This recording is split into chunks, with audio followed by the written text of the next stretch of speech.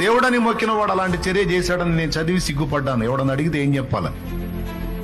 అక్కడ నేను గతంలో ఉన్న విశ్వాసంలో దేవుడని మొక్కిన వాడే తన నుండి పుట్టిన కుమార్తెను మోహించి చేసుకున్నాడు. కానీ ఇక్కడ ఒక మనుషుడు,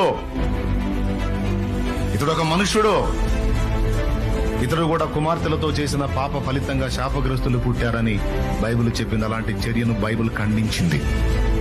ఒకడు తన కుమార్తె మానఛాదనం తీయకూడదు, సహోదరి మానఛాదనం తీయకూడదు, పినతల్లి మానఛాదనం తీయకూడదు, మేనత్త మానఛాదనం తీయకూడదు, పెత్తల్లి మానఛాదనం, పినతల్లి మానఛాదనం తీయకూడదని లేవియ కాండలో చాలా స్పష్టంగా దేవుడు మోషే చేత పలికించాడు, రాయించాడు, గ్రంథస్థం చేయించాడు. దాన్ని మీరిన వాడిని రాళ్లతో కొట్టి లేపేమన్నాడు. బైబిల్ పాపం విషయంలో అగ్నిలాగుంటది.